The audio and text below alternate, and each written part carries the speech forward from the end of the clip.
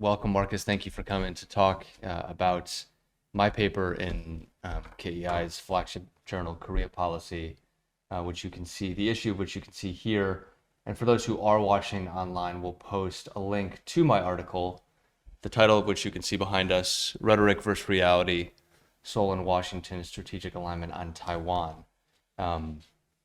So I wanted to have Markus come in to talk about this, given one, your extensive experience on the peninsula, and of course, observing it from here in Washington over the last 2 decades.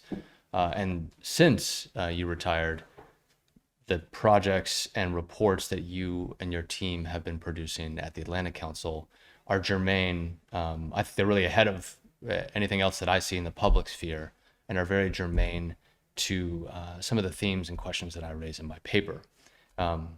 So what I thought we would do is I would sort of summarize the structure and main content of my paper, hit a few key points, and then ask for your feedback, pushback, questions as a springboard for discussion. Then I have, as you know, some questions that I want to pepper you with, Sure.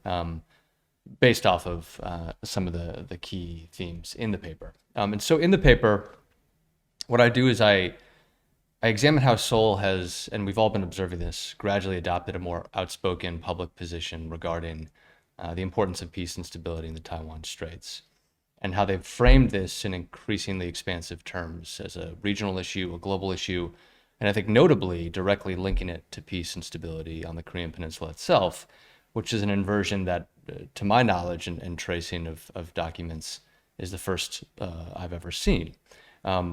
Nevertheless, I argue, and I think that the U.S. ROK alliance faces a gap between this rhetoric and its actual political, military, operational preparedness to navigate an actual conflict between the U.S. and China over Taiwan, and the attendant risk, which you've examined with your team, of simultaneous conflict in Korea, including a lack of consensus within the alliance about the so-called strategic flexibility of U.S. forces, the role the alliance itself would play under such circumstances, and then the ROK's own individual role.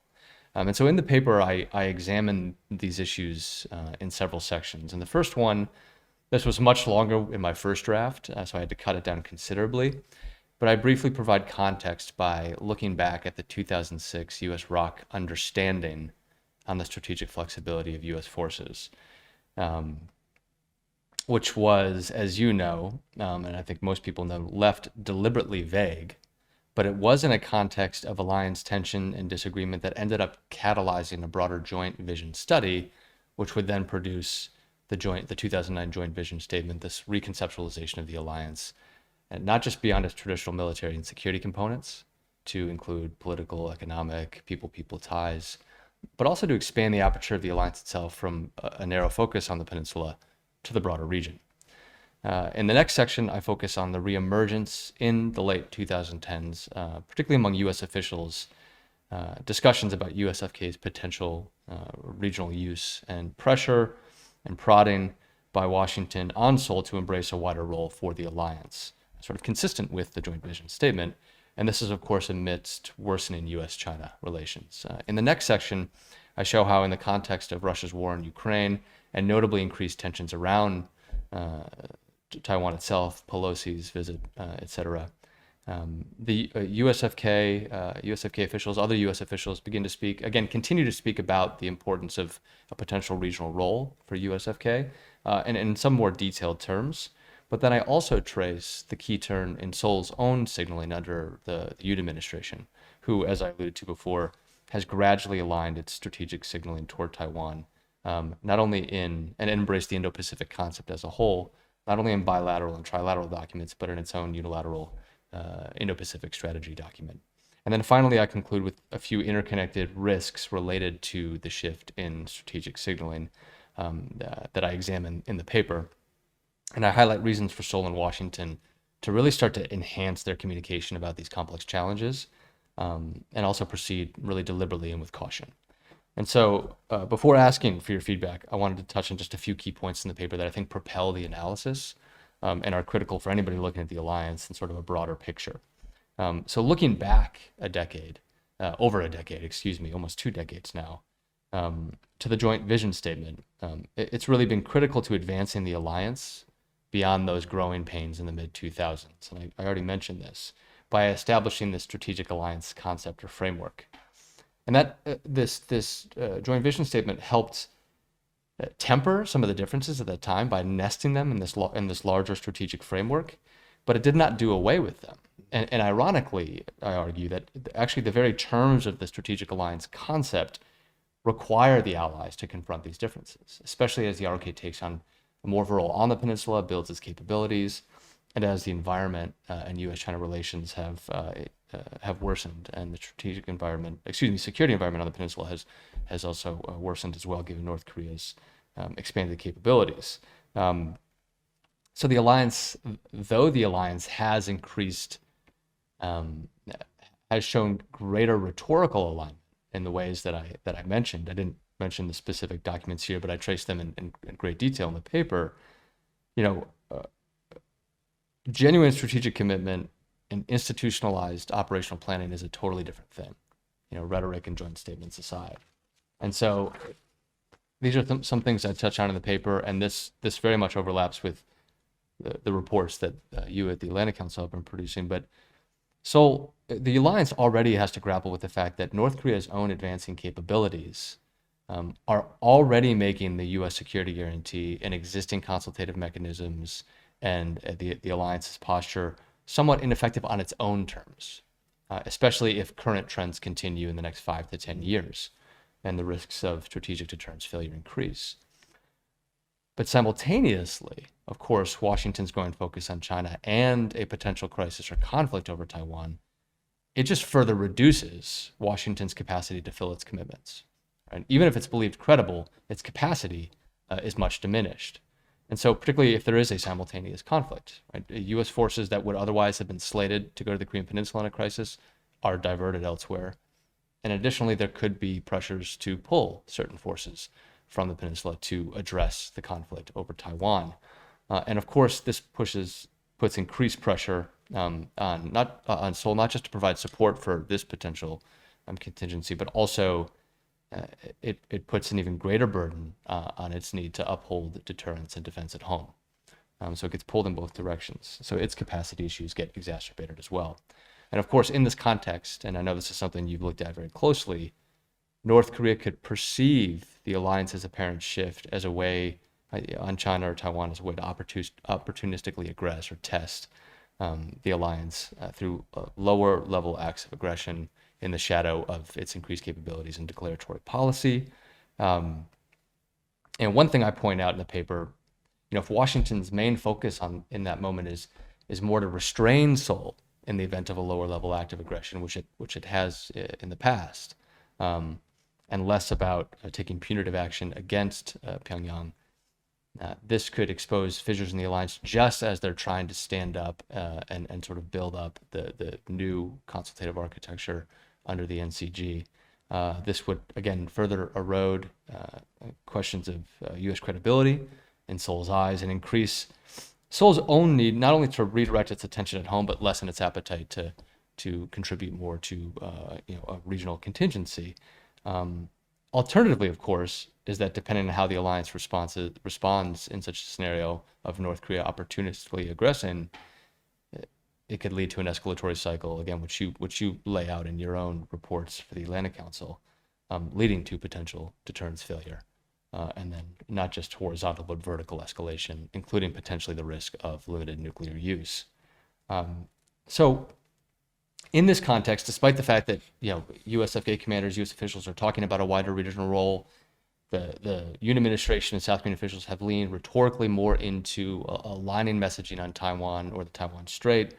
There really seems to me from the outside and doing as much in-depth research as I can and discussions, a lack of actual in-depth discussions and planning about how they would actually operationalize this. But of course, the alliance and neither partner in the alliance can continue to view Korea as though it's in some sort of strategic vacuum, right? And this has been, and there are good's the right word, there are compelling historical path dependencies and reasons for why this has been the case. but it's no longer consonant with the strategic environment. And I know you know this, so I'm preaching to the choir here. But at the same time, and I'll close with this, this is obviously an exceedingly difficult issue. And I allude in the paper to, how intense those debates were in the mid-2000s. I think the alliance has advanced a great deal beyond that in some ways, and certainly the environment has shifted radically. Nevertheless, it's still a very delicate issue. It's created fissures in the alliance before, and it could easily do so again, depending on how it is navigated. So, I think on the one hand, increasing consultations in the alliance and signaling that they're doing this could have a deterrent effect all its own. But they have to be careful. The alliance has to be careful on how it does this so that its increased strategic signaling and even preparedness doesn't actually,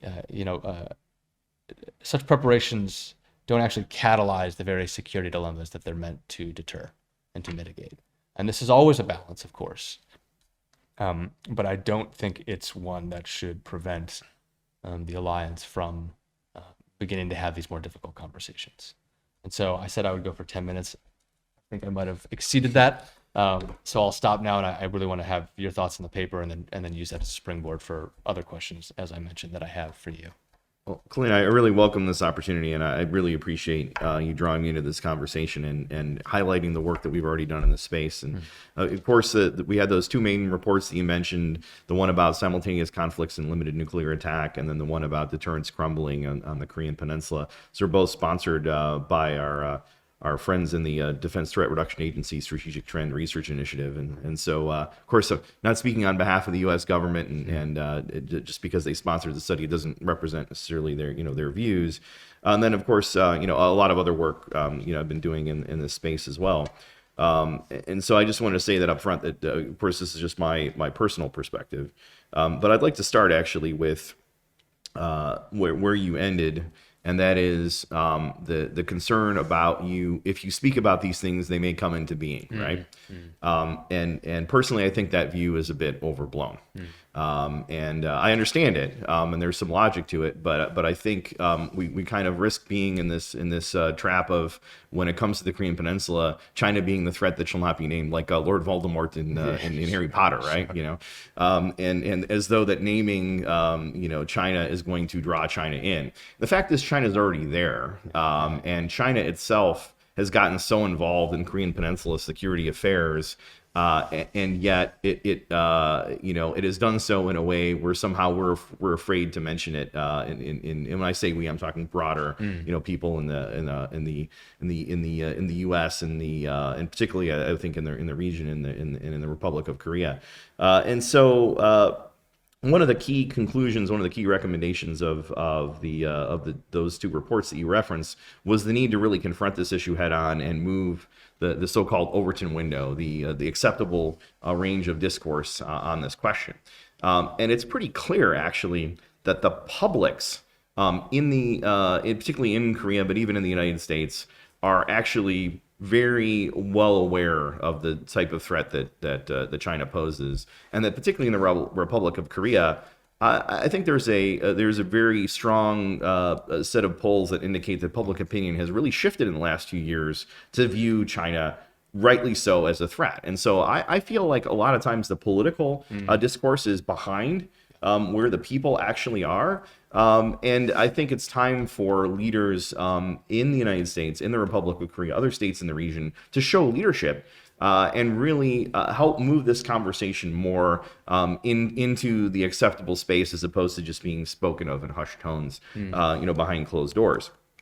And in part, these trends and activities that you're identifying, it's not so much that that Washington or Seoul are actually trying to drive these conversations in a particular direction, but they're just reacting. And I don't mean that in a pejorative way, but they are just reacting, I think, to a set of trends that is really necessary to grapple with in order to really realistically look at the security situation on the peninsula and in the region.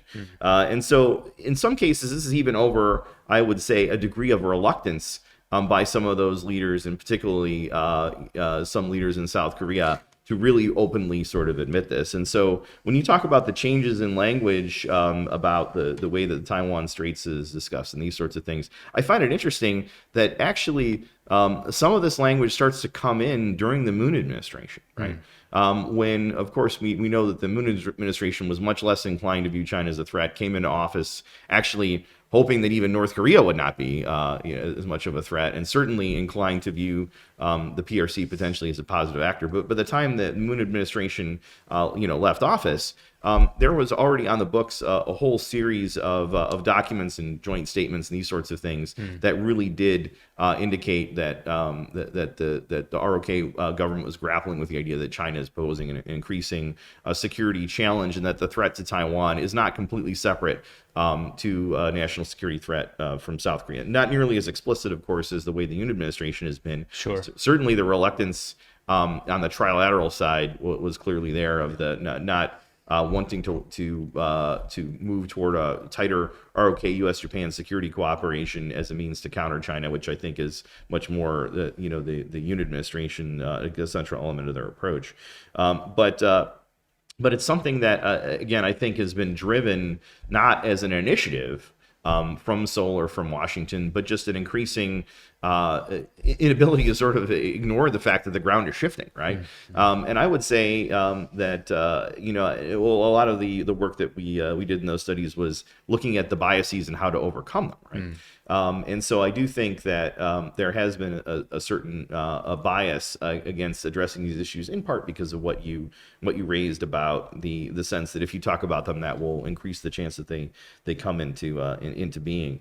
And so the other point I wanted to raise too is these dynamics of simultaneity on the peninsula. So you really need to look at it on both sides. Is that a PRC conflict with the United States over Taiwan, which is at its outset would not necessarily involve the Korean Peninsula. The potential, as you mentioned in that report, to spread to become a regional conflict to include Korea. It's a very real possibility for a whole variety of reasons besides North Korean opportunism. That there's the geographic dynamics of the Korean Peninsula being right there, essentially in the pathway of the PRC's ability to threaten some of the U.S. bases in the region, hosting, of course, U.S. bases itself, a treaty ally. And so I think, to be realistic, the longer a conflict with China would go on, regardless of where it started, if the PRC is attacking U.S. bases, killing U.S. service members, striking out at U.S. interests around the world, the ROK has a mutual defense treaty with the United States of America, right? And so it becomes increasingly difficult to imagine that there would not be an expectation that the ROK would get more directly involved, and certainly that would support the ability of USFK to do things to support that fight. But then the other aspect that you didn't mention, I think, that's also really critical, is the increasing potential for the PRC itself to intervene and in some way influence the outcome if North Korea were to commit an act of aggression, or North Korea were to have some sort of instability or something else that draws in an ROK and U.S. And even a Japanese response, that the PRC itself would get involved, and in a way that then, as a result, has a direct linkage to the broader U.S.-China strategic competition, of which, of course, the differences over Taiwan are very very much at the forefront of that. So I think that if the PRC does intervene in that sort of scenario, it could be very problematic for the ROK's national security interests. And so I think that there's also got to be a psychological and, if not a practical, linkage of the fact that if you're going to think about how a conflict or a crisis could become a dual crisis in Taiwan and Korea, you also have to think about the reverse of how a crisis could start in Korea and then become a larger regional crisis. And I think that is a place where Korea is much more naturally, South Koreans are much more naturally going to be grudgingly maybe inclined to support thinking about that, because they recognize that without the backing of the United States, if China backs North Korea, or China in some way interferes on behalf of North Korea, even if it's not necessarily doing so, directly in coordination with North Korea. This has huge implications for South Korea's interests as well. So just kind of assuming away China or pushing it off to the side and having it be too sensitive of conversation, it's ultimately terrible for South Korean security interests. Even if you don't buy the argument that Taiwan's security is directly linked to South Korea's, clearly China and its role, the PRC's role, vis-a-vis North Korea and South Korea in a crisis is very indisputably closely linked to South Korea's security. Yeah.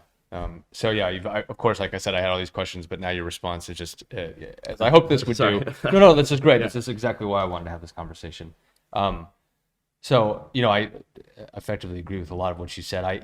The objective of the paper was specifically to look at this sort of evolution in discourse and rhetoric. And you're absolutely right. It was initiated under Moon, and I go into some detail on that where it was a fitful process. And, right. And it's been fitful under Yoon as well, to be fair. And I show all that, but I think I do note in the paper the concern, the risk of South Korea's primary national security concerns being subsumed under a broader U.S.-China rivalry, or the shadow of China itself. And the truth is, as you talked about with public polling already showing, a rather sophisticated understanding that this is already afoot in some ways. So to the point of this not being necessarily reactive, but a driving this, but responding to it. This evolving rhetoric. And of course, the piece about Chinese third-party intervention on around the peninsula in the West Sea or Yellow Sea, and that's not something I take on directly in the paper because again, it was focused specifically on the Taiwan signaling. But when I allude to the dilemmas around the peninsula, that comes foremost in mind. And your point is rightly taken that when we talk about simultaneity of conflict, it could be coordinated or uncoordinated. It could start vis-a-vis Taiwan, or it could start in Korea. And so there are all these different potential pathways, which of course your reports do a good job of laying out and exploring. I do want to touch. I'll just start with the first one. And you've already touched on some of it, but I guess what I'll ask is, from an alliance perspective, what are some of the central concerns or challenges if a conflict does start over Taiwan, if that's where it does begin? What are some of the central concerns or challenges that such a scenario would raise, and how can the alliance best address them? No, I think that's a great question. I think the starting point is to have good, more open, broader conversations on this possibility, and to make it so that it's not just being discussed in sort of narrow venues or behind closed doors or in hushed tones, that this essentially becomes a central part of the discourse on the threats that the alliance faces, right? Is this potential that a U.S.-China war, and not just a war between the U.S. and China, but that a conflict between the U.S. and a coalition of the willing and support of Taiwan, if the PRC launches military action against Taiwan, that essentially becomes part of the sort of the normal kind of baseline conversation that we have about security threats in the region, and about scenarios under which North Korea could commit an act of aggression, or the nature of the threat to the Republic of Korea. And so, for example, when we talk about deterring threats to South Korea, it gets often sort of becomes shorthand that it's deterring North Korean threats to South Korea. And I would argue part of addressing these situations and really understanding them is thinking about how to deter PRC threats to South Korea, right? And particularly as some of the scenarios that we talk about in the reports, and as you think this through, U.S. FK could be targeted by the PRC in the event of a conflict, right? And so even if South Korea itself, as a country, is not a belligerent in the war, the fact that the U.S. forces are present in South Korea, this isn't a criticism. This isn't something that is I think is not a net negative for South Korean security. But the fact of the matter is if there are U.S. forces on the PRC's doorstep in the event of a conflict between the U.S. and the PRC, you have to really seriously think about the fact that those forces may be targeted by the PRC. And so I think that's one aspect, is the fact that regardless of what North Korea does, that the PRC could take kinetic or non-kinetic action against USFK, that could have pretty significant implications for USFK, both in terms of perceptually, in terms of deterrence, but also operationally. But then moving beyond that, as I think you point out, the U.S. does not have unlimited resources and unlimited logistical and command and control abilities in particular. And so the managing a conflict with the PRC, commanding, controlling that, supporting that logistically, providing all the forces and the supporting C4 ISR, the command and control, the intelligence, surveillance, reconnaissance, that all is got to be factored in if you think about realistically how a conflict could unfold in the Western Pacific. And so the key, again, to go back to where I started, is to really have those conversations comprehensively as not just an outlier of, this is a worst case or a strange scenario, but that this has got to be part of the main conversation that we're having about what are we trying to deter, what are the scenarios that are realistic. And so tabletop exercises that postulate a scenario in which there's this conflict between North and South Korea, and China just kind of sits on the sidelines and is a spectator, or there's some force field or some assumption that that the PRC is not going to participate. Those need to be the outlier, not the norm, right? Yeah. And conversely, tabletop exercises where in war games like run by think tanks, and I'm talking here about the things that are out in the open, not just the things behind closed doors. Conversely, the same sort of thing needs to apply. Is that if there is a conflict between the U.S. and the PRC, and you're playing out that scenario around say Taiwan or in the South China Sea, that then also Korea needs to be a factor and not just kind of have a force field around it, or this kind of grayed out area, or these assumptions, right? And so as you think realistically through these things, I think organically and naturally we'll start moving in the right direction. But if you're relying on the part of the intellectual ecosystem that's just behind closed doors, and just doing these very sensitive, things that can't be talked about in public. Sure. If you're relying on them to carry the water for this, if that's your plan because of sensitivities, then ultimately you're denying yourself a lot of the intellectual capital that's out there that can be leveraged,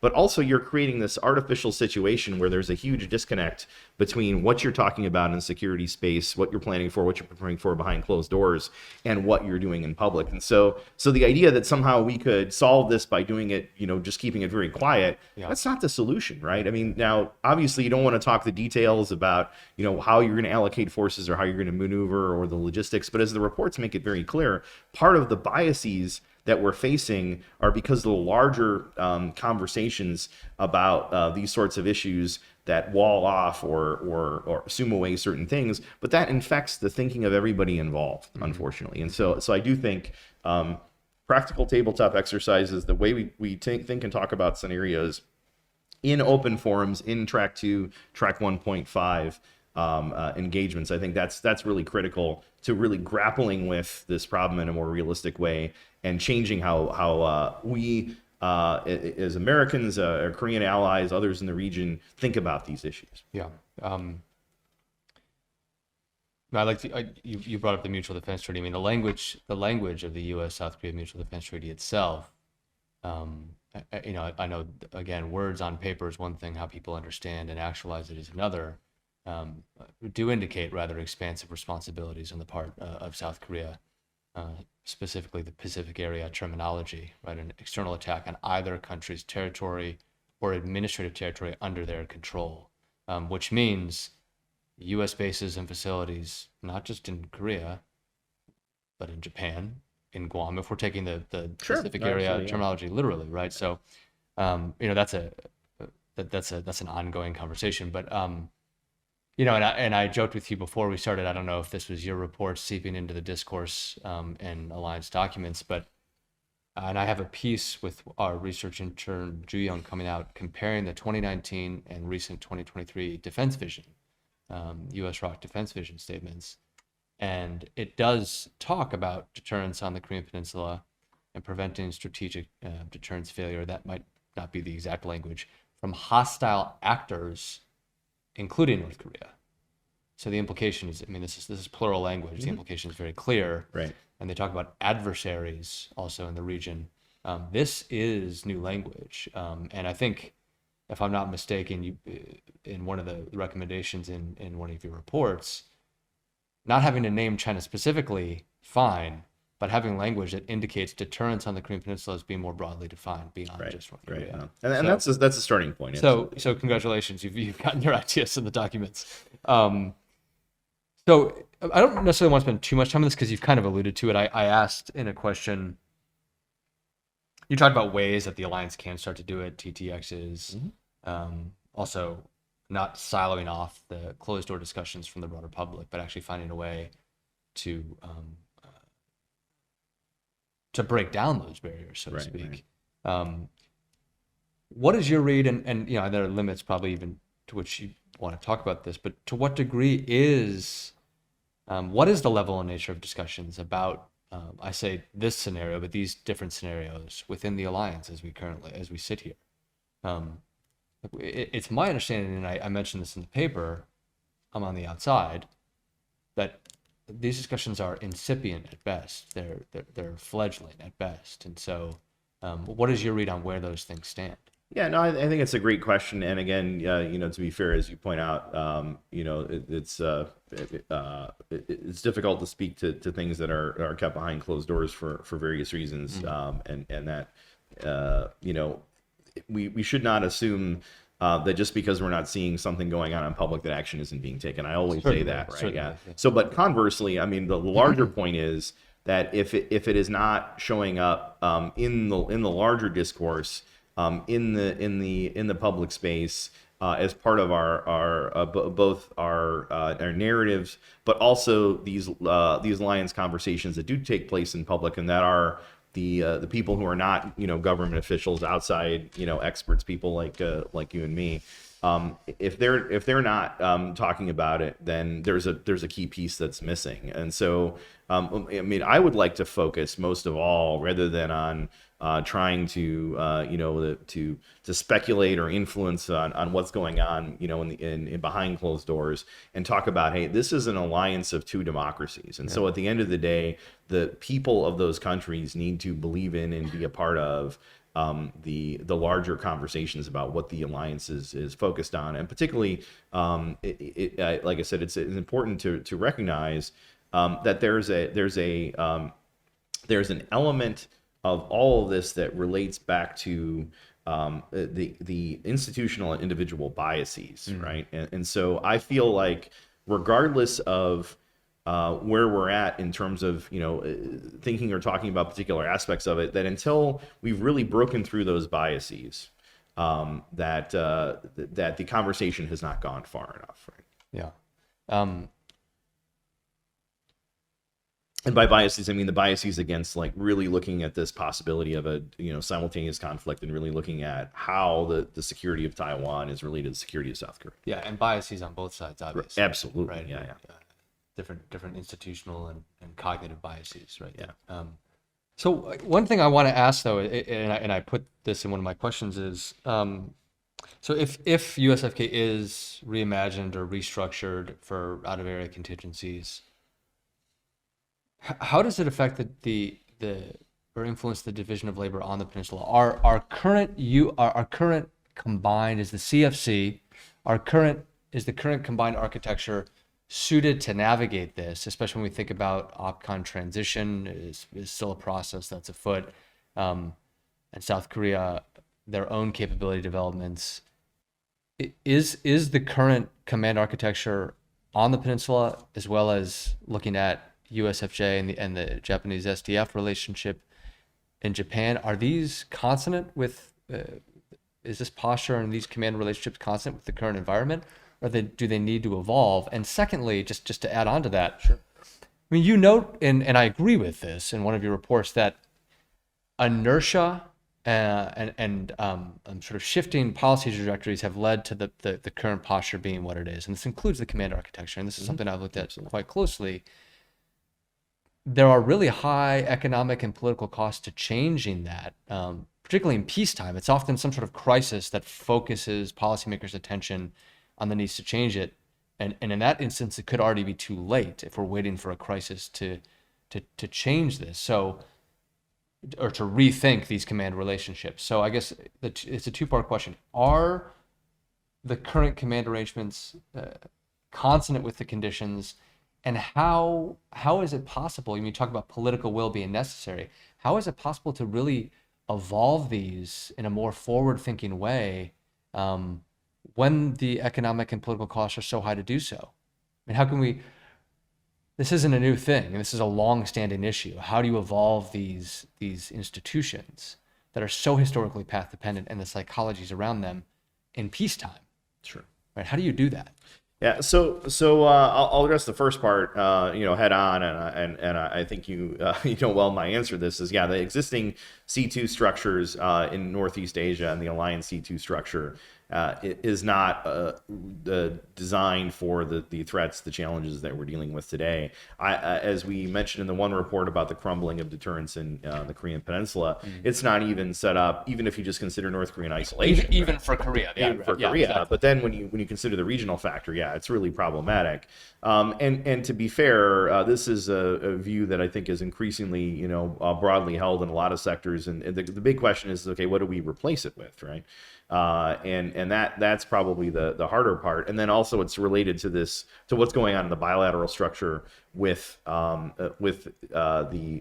ongoing OPCON transition, which is taking a lot longer than it was originally planned, right? We've been perpetually in this process of trying to change the structure for a long time now. It's the never-ending return of the same. Right. Yeah. So I do think that they're and again, the reports go into a lot of detail on this, and I recommend that people who are interested in this, read those reports.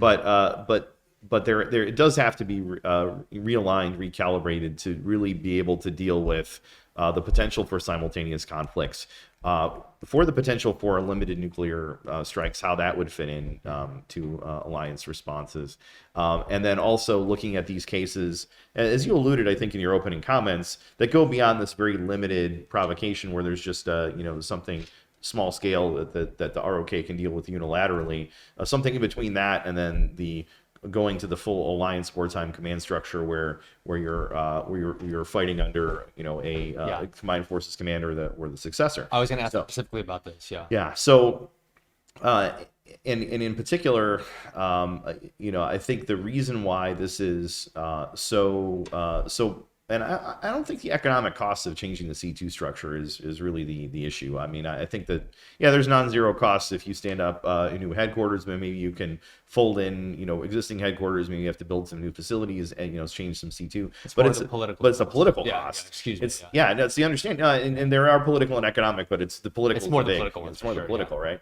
And when we say political, also it's not just national level political, but there's organizational politics involved, right? Sure. There are commanders who might lose authorities. There are commanders who might, lose or add stars. I mean, so that and in the ROK in the U.S., who relates to who, that could be very significant emotional events, so to speak, for the people and the organizations involved. Can I just interject real quickly? I know you're on a roll, but I just want to interject. Look, one concern is that in tracing this OPCON transition, interminable sort of delays and changes in trajectory over time, that it's been voiced that maybe in the event of the transition and the ROK takes the lead, the U.S. 4-star gets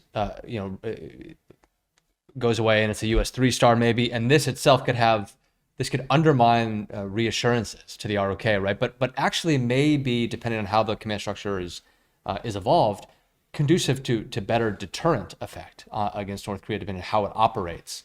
And you talk about the inertia of existing consultative architecture, and you could extend this to the command architecture as well. Could you maybe comment on the contradictions or cross purposes of focusing so much on reassurance of South Korea at the risk of forcing the hard questions of, is this properly postured? Is the C2 proper for deterrent purposes? Because at a certain point, these things don't run side by side. Reassurance measures don't necessarily enhance deterrence. They may prevent us. They're short-term signaling measures to reassure unsteady allies or concerned allies, or maybe tamp down discussions of their own nuclear armament.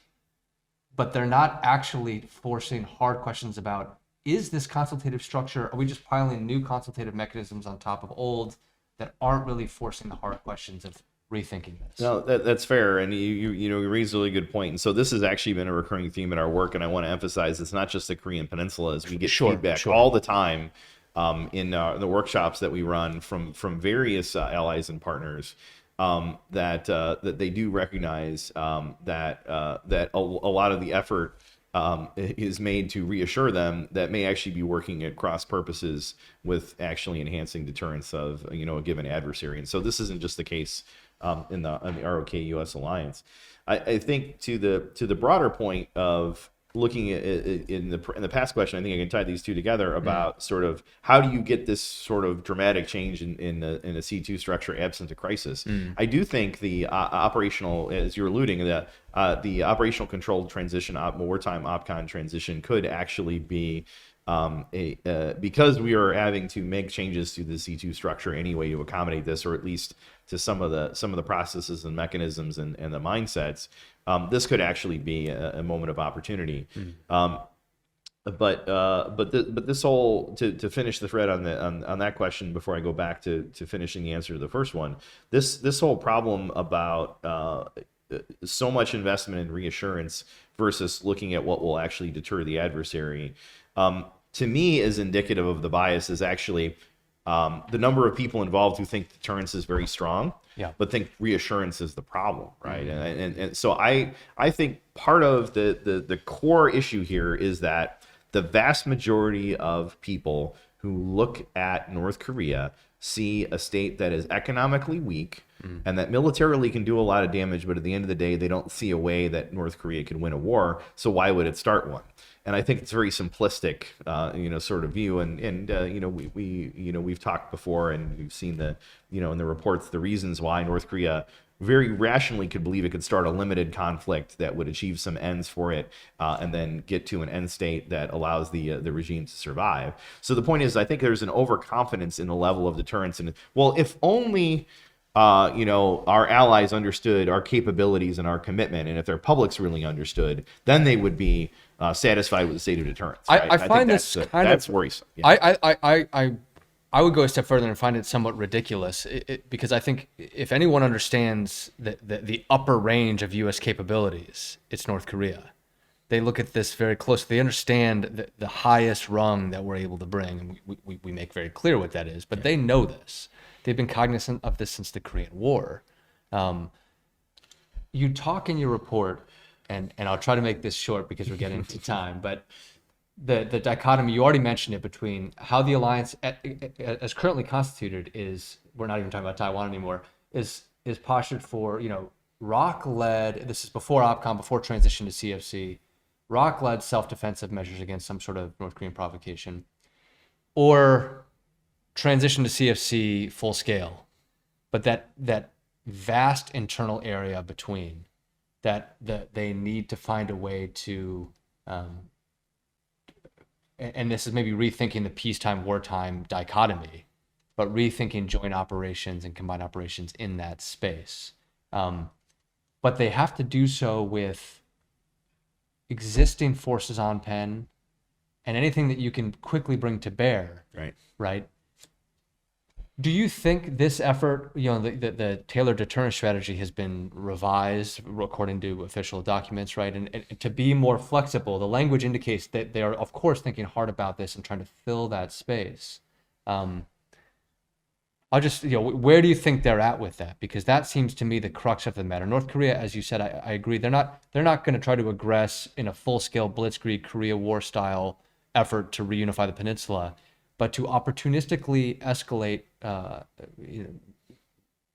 with the belief that they can exploit fissures and how the allies want to respond to this, and try to, essentially create further fissures down the road. That this can be the start of pulling the alliance apart or its cohesion apart. But if our plans to respond to that aren't you talk about the element of speed a lot in the, at least it absolutely. comes out. Speed is vital. Right? Yeah, It's not even just capability, but it's the rapidity and the combinedness with which you respond. So quick, combined, and calibrated is what you need. quick, combined, and calibrated, right? So, and you stress deterrence by denial, but there's still obviously a kinetic response. So Sure, yeah, denial doesn't mean non-kinetic. no, of course it doesn't. Yeah, right. Yeah. But so how can you calibrate hitting back, but not having to be so disproportionate that you don't escalate the situation, right? I know this is not an exact science. Obviously, This is the problem. Right. So I do think a lot of it is demonstrating both the will and capability, as you alluded, to operate in this space between all-out war and this very limited provocation, and to do that in a combined way. And I think, again, going back to what I said earlier, you can have great plans and great ideas, great discussions behind closed doors, but unless you are signaling to the adversary your ability to operate within a particular zone of the spectrum of conflict, and showing that very clearly and demonstrating it, making it part of your force posture, your training, and these sorts of things very openly, then the adversary may not be aware. It's just kind of reminds me of it reminds me of Dr. Strangelove. The Doomsday device was designed to deter a nuclear attack in the movie, right? But then they didn't tell anybody about it. They wanted it to be a surprise. So so what's the point, right? And so the thing is no matter what we do in these alliance discussions that reassures the Korean counterparts and the U.S. counterparts that, hey, we got a great strategy for this. At the end of the day, if the adversary and the publics are not aware of what those specific things are that are going to help fill some of these identified, very, I would say, maybe obvious is too strong of a term, but these very clear gaps. I agree with that. Then what are you really having the deterrent effect? And so this is my this actually, to finish this answer, ties back to finishing the earlier answer, which is, you point out that sometimes it takes a crisis to get major changes and to get some risk acceptance to break things loose. I think we are in a crisis. I agree with and we have not recognized it. This is the problem. Just because there aren't nuclear weapons from North Korea or artillery shells raining on South Korea doesn't mean we aren't in a crisis. Vladimir Putin and Kim Jong-un met, and Putin is openly talking about providing technologies to North Korea, right? We can debate what the specifics are and whether or not the Russians help with the space launch in a significant way. That's a totally separate, conversation. But the fact that this cooperation is so open that we see these things going back and forth, and we got these reports of North Korean artillery shells being used, and there's something else coming back. And then the PRC completely shielding North Korea from a lot of the consequences of its actions, the alignment ideologically and rhetorically between Moscow, Beijing, and Pyongyang, and then all the progress that North Korea is making on testing these new weapon systems. These sorts of things, to me, constitute a crisis. And the irony is that if this kind of thing was going on 10 or 15 years ago, we would be completely beside ourselves. But we've been sort of lulled into this because it's happened over a period of time. And then we have a war going on in Europe, and very important for U.S. and European security and global security.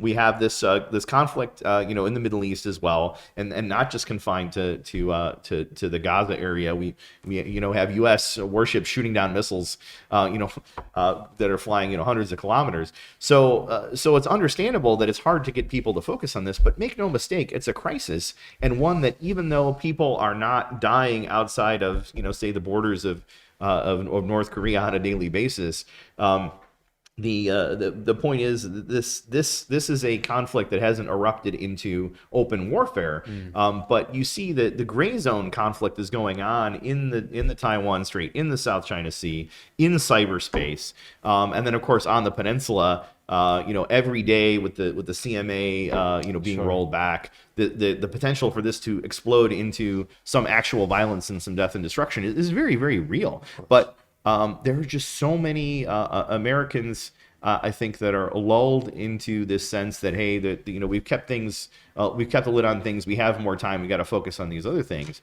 or even if they're not making that decision as sort of okay, hey, we don't need to worry about this right now. The fact of the matter is, it's just so hard to focus on anything other than those two ongoing conflicts, and that really concerns me. Yeah. We're getting into time here, so I'll make this quick, and you can give a brief response. But we talked about inertia, legacy institutions. The United Nations Command is, of course, one of those. Going back, it's actually the longest-standing theater level command on the peninsula.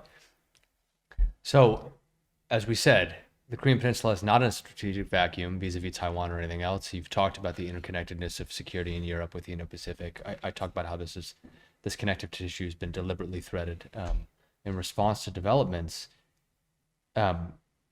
I've written and argued that, short of repurposing the UNC, which has its own political costs and barriers, right? And we won't get into those, but clearly different member states of the UNC, the UK, Australia, Canada specifically, but others too, have really shown increasing fidelity to not just the UNC, but to security on the peninsula. And so I just maybe close the discussion with, I've made the argument that greater multilateral fidelity in signaling, public, regular, repeated, is a better way to uphold deterrence than solely sort of strategic assets deployments and sort of what has the appearance of a tit for tat signaling cycle with North Korea at the highest levels of threat and discourse. But what are your thoughts on the multilateral? I think the multilateral element is key, and we talk about that in the reports. And I do think there's two elements. Number one is recognizing that having more like-minded countries involved brings additional capability. It brings additional options for international pressure in the event of a crisis or a conflict, and then it also signals. In the case of if you're doing this vis-a-vis North Korea, it signals to the PRC that, well, if you intervene, you're going to be facing more than just the ROK in the United States potentially. But then conversely, this multilateral element becomes really key vis-a-vis the security, in a larger region, is basically showing the idea that if the PRC were to ignite a conflict, whether it's over Taiwan or some other issue, that it's not going to be able to divide and conquer and pick and choose who it gets to fight. And one of the participants in our study pointed out that a scenario in which the PRC has to simultaneously fight the ROK, Japan, and the United States, for example, and other countries, Australia, etc. That's a nightmare scenario for the PRC. So if they're going to fight a war, they want to fight it on a very narrow basis. Same, I think, is true for North Korea, right? And so what I'll leave you with is that as much as South Koreans want to avoid being pulled into a U.S.-China war over Taiwan, and it's an understandable impulse, the very effort to try and distance themselves from that possibility and to leave open the possibility that ROK could be neutral, that USFK could be locked down even potentially, that could be the very thing that undermines deterrence in the Taiwan Strait and leads the PRC to believe that it can't launch this attack. And then at the end of the day, South Korea gets pulled in anyway. So my view is that to keep the ROK from getting pulled into a U.S.-China conflict, the best thing the ROK can do is to discourage the PRC from believing that it can fight the United States without having to fight the Republic of Korea. That would be my argument. Yeah. Avoid the war through deterring it rather than pretending you can stay out of it. Yeah, of course. Right. I mean, that's the argument I make in the paper. Like, understandings on paper, one thing, but the crises we're talking about in the interconnectedness, it doesn't matter ultimately how you feel about it. You're going to be, especially the longer it lasts, absolutely. It's going to draw, God forbid, everyone in. Well, thank you, Markus. Of course, we have the shadow of our own national election next year, which complicates all of this fundamentally, but because it's too large a problem for us to tackle, we'll just leave that aside. But I really appreciate you coming to talk about this. Thanks. And really, this is such a great, important contribution to the literature, and I'm really glad that you've been focusing on this issue. Very important. And the more, as I said, that we get this educated public discourse going on this subject, then the better position we're going to be as the United States, as as allies and partners in the Indo-Pacific. So I appreciate it. I appreciate it as well. Better prepared so as to avoid the actual war. Exactly. Yeah. Because the key to deterrence is preparedness. Yeah. Right. Yeah. All right. Well, thank you very much, Markus. Thank you.